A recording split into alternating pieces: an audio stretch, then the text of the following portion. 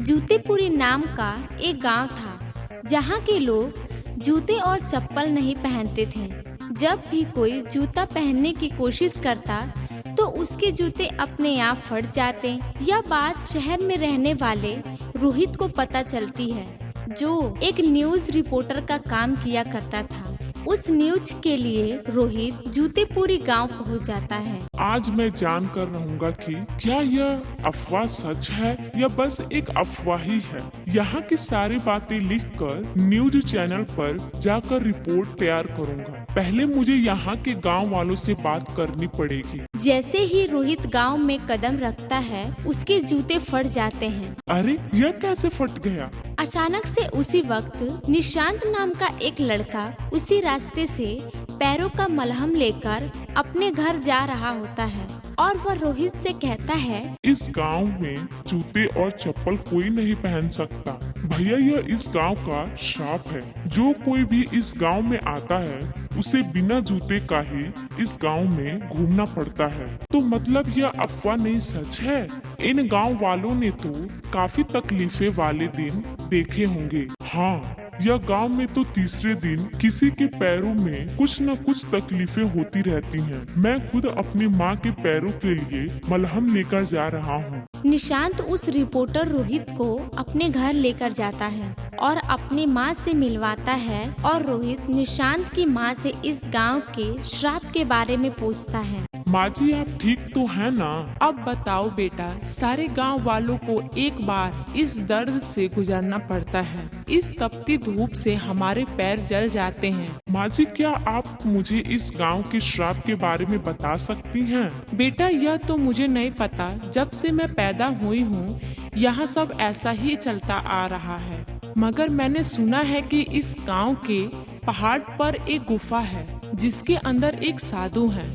शायद उन्हें इस श्राप के बारे में जरूर कुछ पता होगा। माँ जी आप चिंता मत कीजिए, मैं पूरी कोशिश करूँगा इस गांव को श्राप से बाहर निकालने की। तुम्हारा बहुत बहुत शुक्रिया बेटा। रोहित गांव के उस पहाड़ी की तरफ निकल जाता है।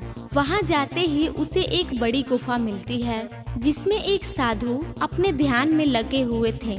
रोहित उन्हें देखकर कहता है, साधु महाराज मैं रोहित हूँ जो शहर से इस गांव में इसीलिए आया था क्योंकि उसे जूते के श्राप के बारे में कुछ लिखना था, पर मुझे इस गांव को इस श्राप से मुक्त कराना है। साधु जी अपने आंखें खोलते हैं और कहते हैं, मैंने तुम्हारी बातें सुनी है बेटा। कहाँ तुम इस गांव को इस श्राप से क्यों छुड़ाना चाहते हो? तुम तो सिर्फ यहाँ की बातें लिखने आए थे। नहीं साधु महाराज, आया तो उसी लिए था, मगर जब मैंने निशांत और उसकी माँ से मिला तब मुझे श्राप से जूझ रहे लोगों का दर्द समझ में आया। इसीलिए मैं आपसे श्राप के बारे में जानने के लिए आया हूँ ताकि मैं श्राप को तोड़ सकूं। ठीक है, अगर यह बात है तो इसके पीछे की कहानी मैं तुम्हें बताता हूँ जो फिलहाल इन गांव वालों में से किसी को नहीं पता, मगर तुम इस गांव के बाहर के हो इसलिए यह कहानी तुम जान सकते हो। बहुत पुरानी बात है जब मेरे पूर्वज प्रेमदास जी। सुनिए, कृपा करके आज मुझे अपनी कोठी में रहने के लिए थोड़ी जगह दे दीजिए। मैं अपने साथ कोई वस्तु नहीं रखता, इसी वजह से मैं आपके घर में ज्यादा जगह नहीं लूँगा। नहीं नहीं, मैं आपको अपने घर में नहीं रख सकता, कहीं और जाइए। जी कोई बात नहीं, मैं कहीं और चला जाऊँगा। प्रेमदास ने हर दरवाजा खटखटाया, यहाँ तक कि किसी ने भी अपने घर में शरण नहीं दी। प्रेमदास जी फिर से एक बार गांव के लोगों के पास पहुँचे। जी कुछ खाने को मिल जाता बड़ी कृपा होती। नहीं नहीं, अगर हम लोग खाने देंगे तो आप लोग हर तीसरे दिन मेरे घर के पास आकर खाना मांगने लग जाएंगे। जी मैं एक यात्री हूँ जो एक गांव से दूसरे गांव जा रहा हूँ। मैं बस थोड़ी देर के लिए ही इस गांव में हूँ, इसीलिए मैं आपसे खाना मांग रहा था। कहा ना मैंने कि खाना नहीं मिलेगा, पता नहीं कहाँ कहाँ से चले आते हैं। प्रेमदास जी हर घर से खाना मांगते रहे, मगर किसी ने भी भोजन तक नहीं दिया। चलने के कारण उनके चप्पल पूरी तरह घिस चुके थे। मुझे विश्वास नहीं होता इस दुनिया में इतने बड़े और अच्छे लोग रहते हैं, मगर मैंने इस गांव में एक इंसान नहीं देखा जिसके अंदर इंसानियत हो। प्रेमदास जी बुरी तरह से थक चुके थे। ना खाने के लिए खाना था, ना पहनने के लिए चप्पल। उनके पैरों में बड़ी जलन हो रही थी। तभी उन्होंने एक पेड़ देखा। मैं तो बहुत थक गया हूँ, इस पेड़ के नीचे ही थोड़ा विश्राम कर लेता हूँ। जब प्रेमदास जी विश्राम करने उस पेड़ के नीचे बैठे, तभी गांव के कुछ लोग वहां आ गए और प्रेमदास से कहने लगे, देखो यह साधु अभी भी यही है, लोगों से भीख मांगता है और उसके पास तो चप्पल भी नहीं है। चलो चलो थोड़ा इसे परेशान करते हैं, इससे चप्पल दे देते हैं। वैसे भी इसके पास उसकी कमी है। साधु हम आपके लिए कुछ लाए हैं, अपनी आंखें खोलिए और देखिए। प्रेमदास जी जब नींद से उठते हैं तो देखते हैं कि वहाँ पर दो अलग अलग जोड़ी चप्पल उनके पास पड़ी होती है। यह लीजिए चप्पल, यह आपके पैरों के लिए एकदम ठीक रहेगा और हमारे गांव वालों का मनोरंजन भी हो जाएगा। तुम लोग मदद नहीं करते, वो अपने आप में ही एक गलत बात है, मगर एक साधु को इस तरह परेशान कर रहे हो। क्या तुम लोगों को ईश्वर से डर नहीं लगता? जाओ, तुम सबको मैं श्राप देता हूँ। जिस तरह मेरे पैर बिना चप्पल के रह गए, उसी तरह तुम्हारे पैर भी हमेशा बिना चप्पल के रहेंगे। हमें माफ कर दीजिए, हमसे बहुत बड़ी गलती हो गई। हमें ऐसा नहीं करना चाहिए था। यही कारण है इस गांव के श्राप का। साधु जी मुझे बताइए कि हम इस श्राप को कैसे तोड़ सकते हैं। गांव वालों को मिलकर 3 सोने के जूते बनाने होंगे और इस पहाड़ की चोटी पर जाकर उन्हें रखना होगा और इस गांव के 3 साधुओं को प्रधान के हाथों से सोने के चप्पल बनाकर देने होंगे। तब जाकर यह श्राप खत्म होगा और इस गांव में फिर जूतों की बारिश होगी। जी मैं अभी जाकर गांव वालों और प्रधान से मिलता हूँ और उन्हें यह बात बताता हूँ। रोहित पहाड़ से नीचे उतरकर प्रधान के घर पहुँचता है। प्रधान जी आपसे मिलकर मुझे बहुत खुशी हुई। शुक्रिया। मैं एक रिपोर्टर हूँ, मुझे गांव के इस जूते के श्राप के बारे में आपसे बात करनी थी। अच्छा कहिए, क्या कहना था? रोहित प्रधान को सारी बात बताता है जो उसने साधु से सुनी थी। तो यह बात है, मगर इस जूते के श्राप को इस गांव से निकालना है। तो हमें 3 साधुओं को सोने के चप्पल बनाकर उन्हें देने होंगे और 3 सोने के जूते बनाकर पहाड़ की चोटी पर जाकर रखना होगा। प्रधान जी गांव में बैठक बुलाते हैं और उन्हें सारी बात बताते हैं और गांव वाले उनका साथ देने के लिए तैयार हो जाते हैं। मगर उनके ही बीच एक पाड़ू नाम का व्यक्ति था।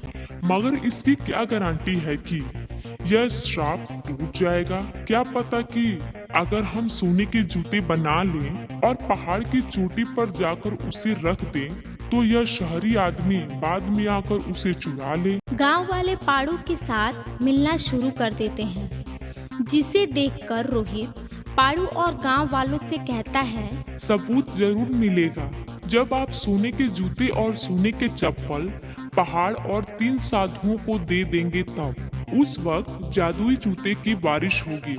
मगर ऐसा नहीं हुआ तो मैं खुद ही सोने की कीमत की भरपाई करूंगा।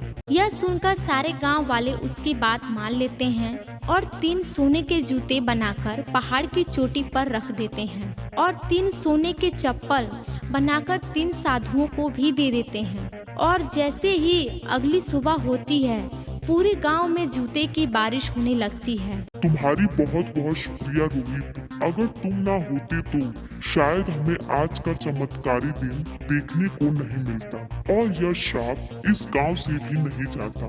अरे इसकी कोई जरूरत नहीं। प्रधान जी बस ध्यान रखिएगा कि साधु को परेशान नहीं कीजिएगा। मुझे माफ कर देना रोहित कि शुरुआत में मैंने तो तुम पर भी शक किया। बस सब खुश तो मैं खुश। अब जाकर मैं अपनी रिपोर्ट लिखूंगा। रोहित अपने शहर निकल जाता है और गांव का श्राप भी टूट जाता है।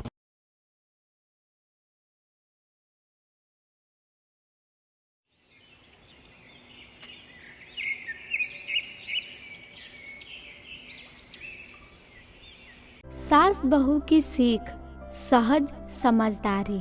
बहुत समय पहले की बात है। एक छोटे से गांव में रहने वाली एक सुशील सी बहू थी जिसका नाम गीता था। गीता बहुत प्यारी और समझदार थी, लेकिन उसकी सास सरिता कभी खुश नहीं रहती थी। सरिता बहू के कारण ही गलती को ढूंढने में व्यस्त रहती थी। एक दिन गीता ने सरिता सास से कहा, माँ, क्या हम एक दूसरे को नहीं समझ सकते हैं? हमें एक दूसरे के साथ बिताए गए समय को मूल्य समझना चाहिए। सरिता सास मुस्कुराई और बोली, गीता तो समझदार बहू है, मैं तुझे कभी धन्यवाद नहीं करती हूँ। गीता बहू ने, माँ, हमें एक दूसरे के गुण देखने की कोशिश करनी चाहिए और गलतियों को सुधारने के लिए मिलकर काम करना चाहिए। सरिता सास ने गीता से गले मिलाया और कहा, तू सही कह रही है गीता, हमें एक दूसरे का समर्थन करना चाहिए, न कि एक दूसरे का इल्जाम लगाना चाहिए। इसके बाद गीता और सरिता सास ने मिलकर एक साथ काम किया और उनकी समस्याएं पूर्ण संबंध बन गए। गांव वाले हैरान रह गए कि इस सास बहू ने कैसे एक समझदारी और सहजता के साथ अपने रिश्तों को सुधारा। इस कहानी से हमें यह सीखने को मिलता है कि सहज समझदारी, समस्याएं पूर्ण संबंध और समर्थन की भावना सास बहू के रिश्ते को मजबूती प्रदान कर सकती है।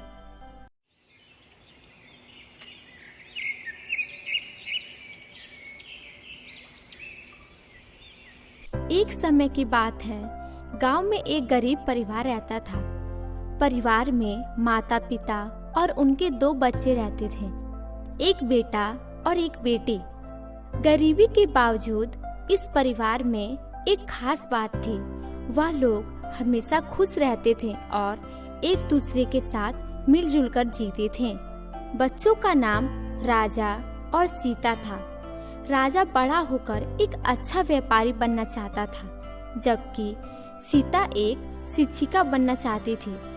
गरीबी के कारण उन्हें अच्छी शिक्षा प्राप्त नहीं हो पा रही थी, लेकिन उन्होंने हमेशा से मेहनत और समर्पण के साथ पढ़ाई की। एक दिन गांव में एक साहूकार आया। एक गांव में 2 मामा और उनका परिवार रहा करता था। सब कुछ अच्छा चल रहा था, पर 2 सड़क हादसे में मेरे बड़े मामा की मृत्यु हो गई। इसके कुछ समय पश्चात मेरी बड़ी मामी की मृत्यु भी हो गई। इसके बाद मेरे छोटे मामा और उनका परिवार गांव का घर खाली करके शहर आ गए। पर कुछ महीने बाद मेरे छोटे मामा को गांव के घर जाना पड़ा उसकी मरम्मत करवाने के लिए। उन्होंने गांव में मरम्मत का काम शुरू कर दिया। 2 दिन में मरम्मत का काम खत्म करके छोटे मामा रात के करीब 10 बजे छत पर खड़े थे। उन्होंने देखा कि नीचे मेरी बड़ी मामी खुले बालों में आंगन में टहल रही है। ये नजारा देखकर मेरे मामा की आंख फटी की फटी रह गई। वो तुरंत नीचे की ओर भागे। जैसे ही वो सीढ़ियों के पास पहुंचे, उन्होंने देखा कि मेरी बड़ी मामी नीचे से 4थी सीढ़ी पर बैठी थी और पीछे गर्दन करके उन्हें घूर रही हैं। ये देखकर मेरे मामा बुरी तरह डर गए और अपना होश खो बैठे।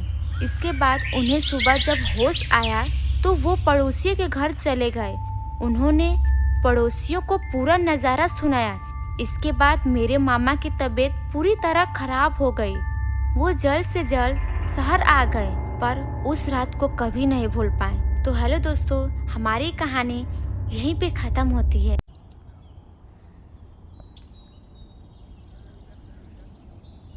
शहर में एक आदमी रहता था। उसकी एक इकलौती बेटी थी जो बहुत संस्कारी और सुशील थी। एक दिन पिताजी बोले, बेटी, भगवान ने हमें सब कुछ दिया है, मैं आपसे कुछ कहना चाहता हूँ। बेटी बोली, जी पिताजी बोलिए, आप क्या कहना चाहते हैं?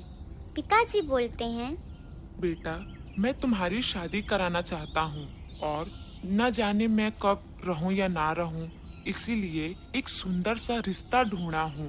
बेटी बोली, जैसी आपकी इच्छा, लेकिन हमारे जाने के बाद आप अच्छे से रहिएगा। फिर वह उसकी शादी करा देता है। जब वह अपने ससुराल जाती है, शहर के मॉडर्न कपड़े पहनकर अपनी सास के पास जाती है और उसका पैर छूती है। हे राम, ये आधे अधूरे कपड़े पहनकर तुम मेरे सामने आशीर्वाद लेने के लिए आई हो? अरे गांव में मेरा बहुत नाम है, तुम्हारे वजह से मेरा नाम खराब हो जाएगा। बहू बोली, माँ जी, छोटे कपड़े से कोई बेशर्म नहीं होता। संस्कार तो इंसान के व्यवहार में होता है। सास बोली, अच्छा, जुबान तो तुम्हारा बहुत अच्छा ही चलता है। अरे हमारे यहाँ शादी के बाद बहुएं साड़ी पहनकर रसोई में खाना बनाती हैं, और तुम क्या पहनकर आ गई? बहू बोली, माँ जी, मैं अपने तरफ से पूरी कोशिश करूँगी कि मैं आपका दिल जीत पाऊँ। आप टेंशन मत लीजिए, आपको टेंशन लेने की कोई जरूरत नहीं है। मेरे रहते हुए आपके नाम को कोई बदनाम नहीं करेगा, भले ही मैं शहर की हूँ। सास बोली, फिलहाल के लिए मेरे आँखों से ओझल हो जाओ, मैं तुमको इस कपड़े में देख नहीं पा रही हूँ। वह अपने कमरे में चली जाती है। कुछ दिनों बाद एक दिन कमला अपनी बहू से कहती है कि कल घर में गणेश जी की पूजा है, आसपास के बहुत से लोग आएंगे, तो तुम शिकायत का मौका मुझे बिल्कुल भी मत देना। और हाँ, गांव के लोगों को दिखा देना कि मेरी बहू शहर की होने के बाद भी बहुत ज्यादा संस्कारी है, और अपना ऐसा पहनावा पहनकर मत आ जाना। ऐसे ही अगले दिन पूजा का सारा काम कर लेती है। ये सब देखकर कमला देवी को बहुत अच्छा लगता है। सभी लोग पूजा में आ जाते हैं। वह एक अच्छी सी साड़ी पहनकर वहाँ आ जाती है। उसकी खूबसूरती और उसका पहनावा देखकर सभी लोग कमला देवी की बहुत तारीफ करते हैं और पूजा में गणेश भगवान का आरती भी गाती है। यह देखकर सास बहुत हैरान हो जाती है। कुछ लोग कमला देवी से कहते हैं कि अरे वाह, इतनी खूबसूरत और संस्कारी बहू कहाँ से लेकर आ गई? हमारे गांव में तो कोई ऐसी लड़की है ही नहीं, तुम्हें कहाँ से मिल गई? सास बोली, मेरी बहू शहर की है। हाय दैया, मैं तो सुनी हूँ शहर की लड़कियाँ बड़ी बेशर्म होती हैं। तुम्हारी बहू तो बहुत ही ज्यादा संस्कारी है। तुम्हारी तो किस्मत अच्छी निकली, वरना शहर की लड़कियाँ तो अपनी सास को अपने इशारों पे नचाती हैं। सास बोली, अरे नहीं नहीं बहन, पहले मैं भी ऐसा सोचती थी, लेकिन मेरी बहू ने मेरी सोच को बदल डाला और अपने संस्कारों से मेरा दिल जीत लिया। कमला को अपनी गलती का एहसास हो जाता है और सबके जाने के बाद अपनी बहू को बुलाती है और अपनी पुश्तैनी हार दे देती है। देते हुए कहती है कि ले बहू, ये तेरे लिए सोने का हार। आज मैं बहुत खुश हूँ, तुमने तो मेरा सोच ही बदल डाला। सच में मुझे एहसास हुआ कि ऐसे कपड़े पहनने से इंसान के संस्कार नहीं दिखते। एक गांव में एक बूढ़ी दादी रहती थी। उनकी 2 पोतियां थीं। दादी माँ ने अपने दोनों पोतियों को पाल पोस के बड़ा किया था। दादी माँ दूसरों के घरों में काम किया करती और उन्हीं पैसों से अपनी दोनों पोतियों का पालन पोषण करती। उसकी दोनों पोतियां बहुत होनहार थीं और इसका फायदा दादी माँ उठाना चाहती थी। एक दिन सुबह दादी माँ अपने दोनों पोतियों से कहती हैं कि अरे मेरी प्यारी पोतियों, उठ जाओ, सुबह हो गई है। एक पोती बोलती है कि दादी सोने दीजिए ना। दादी बोलती हैं, बेटा उठ जाओ, आज आप लोग को काम ढूंढने जाना था ना। पोती बोलती है, नहीं नहीं दादी जी, आज मन नहीं कर रहा, कल चले जाएंगे, आज बस सोने दीजिए ना। दादी यह सुनकर अपने दोनों पोतियों को डांटे बगैर वहाँ से अपने कमरे में चली जाती हैं। कुछ समय बाद दादी आवाज देते हुए अपनी पोतियों से कहती हैं कि बच्चों, मैंने खाना बना दिया है और तुम दोनों उठ जाओगे तो समय से खाना खा लेना। पोती बोलती हैं, ठीक है दादी। दादी माँ अपने मालकिन के घर चली जाती हैं और अपने मालकिन से बात करती हैं। मालकिन बोलती हैं कि अरे आज तुम इतना लेट कैसे हो गई? दादी माँ बोलती हैं, अरे मालकिन जी, आप तो जानती ही हैं कि मेरी 2 प्यारी पोतियां हैं। उनको उठाने में देर हो जाती है। उनके खाने पीने का ध्यान मुझे ही रखना पड़ता है। आज तो वो बिल्कुल भी नहीं उठ रही थी, इसीलिए मुझे आज आने में देर हो गई। मालकिन बोली, दादी माँ, आप मुझसे बड़ी हैं, इसीलिए आप मुझे मालकिन मत कहा करिए। मैंने आपसे यह कितनी बार कहा है। दादी बोलती हैं कि अब शुरू से यही बोलती आई हूँ, इसलिए अब आपका नाम नहीं लिया जाता है। मालकिन बोली, अच्छा, अब मैं चलती हूँ, मुझे बहुत देर हो रही है। आप अपना और मेरे घर का ख्याल रखना। ना कहकर मालकिन वहाँ से चली जाती है। और दादी माँ घर की सफाई करने लगती हैं। तभी उसे अपने मालकिन का लिपस्टिक दिखाई देता है। वह उसे उठाकर बोलती है कि अरे वाह, यह लिपस्टिक तो कितना सुंदर है। क्यों ना मैं इसे चुरा लूं और अपनी पोतियों को दे दूं। आखिर में वो भी तो लड़कियां हैं, उनका भी मन करता होगा सजने संवरने का। मैं ऐसा करती हूँ कि इसको छुपा लेती हूँ। और वह लिपस्टिक को छुपा लेती है और रसोई घर में चली जाती है। वहाँ कुछ समय खड़े होने के बाद सोचते हुए बोलती है कि नहीं नहीं, मेरी मालकिन को मुझ पे बहुत विश्वास है। उनके इस विश्वास को तोड़ना नहीं चाहती। इतना सोचकर दादी माँ वहाँ से फिर अपने मालकिन के कमरे में चली जाती हैं। उस लिपस्टिक को उसे वहीं पर रख देती हैं। देखते हुए कहती हैं कि जब मालकिन आएंगी तो मैं उनसे मांग लूंगी। और वहाँ से चली जाती है। जब शाम होती है तो मालकिन अपनी एक दोस्त के साथ घर आती हैं। वह दोनों बैठकर बातें करती रहती हैं। तभी वहाँ दादी माँ आ जाती हैं। अपने मालकिन से कहती हैं कि मालकिन, मुझे आपसे एक चीज चाहिए। मालकिन बोलती हैं, हाँ हाँ कहो। दादी माँ बोलती हैं, मालकिन, मुझे आपकी वह लिपस्टिक बहुत अच्छी लगी। अगर आप मुझे मेरी पोतियों के लिए वो लिपस्टिक दे देती तो मुझे बहुत मेहरबानी रहती। मालकिन बोली, अरे कोई बात नहीं, आपको जो चाहिए वो ले लीजिए। तभी वह अपने मालकिन का लिपस्टिक उठा लेती है और वहाँ से चली जाती है। जिसके बाद मालकिन की दोस्त बोलती है, यार, ये कैसी नौकरानी पाल कर रखी है तू? एक नंबर की लालची है। मालकिन बोली, अरे नहीं नहीं, ये बहुत अच्छी हैं। ये तो मेरे पास 10 सालों से काम कर रही हैं और इनकी नियत मेरे घर को लेकर कभी भी खराब नहीं हुई है। सहेली बोली, अरे वाह, तब तो ये बड़ी ईमानदार हैं। तो फिर ये बूढ़े होने के बाद भी काम क्यों कर रही हैं? मालकिन बोली, क्या बताऊं यार, इनके बेटे और बहू को गुजरे काफी समय हो गए हैं और तभी से ये अपने 2 पोतियों का पालन पोषण कर रही हैं। इनकी पोतियां कितनी बड़ी हैं? दोनों बड़ी हैं। क्यों ना इनकी पोतियों को हम अपने ऑफिस में काम दिलवा दें? Well idea. इस तरह दोनों बात करके सो जाती हैं। तो दूसरी तरफ दादी जब अपने घर पहुंचती हैं, तो वह अपनी पोतियों से कहती हैं कि बेटा, ये देखो मैंने तुम्हारे लिए क्या ले आया। दोनों देखकर सो जाती हैं। कुछ दिनों के बाद दादी बहुत बीमार पड़ जाती हैं और बोलती हैं कि बच्चों, अब मैं बीमार हो गई हूँ। तुम दोनों बाहर क्यों नहीं जाती काम करने के लिए? अगर तुम लोग बाहर जाती तो मेरा थोड़ा मदद हो जाता। बड़ी पोती बोलती है, दादी, हमें नौकरी कौन देगा? और अभी तो हमारी पूरी पढ़ाई भी नहीं हुई है। दूसरी पोती बोलती है, अरे दादी, आप सही बोल रही हैं। दीदी, हमें दादी की ऐसी अवस्था में उनकी मदद करनी चाहिए। यह सुनकर उसकी बड़ी बहन बोलती है, हाँ दादी जी, अब हम दोनों बाहर जाकर एक अच्छी सी नौकरी ढूंढेंगे और मन लगाकर काम करेंगे। तभी उसकी मालकिन अपनी सहेली के साथ वहाँ आ जाती है। बोलती है, आप लोगों की बातें सुनकर हमने अपने कंपनी में इन लोग को काम देने का फैसला किया है। यह सोचकर दादी माँ बहुत खुश हो जाती हैं।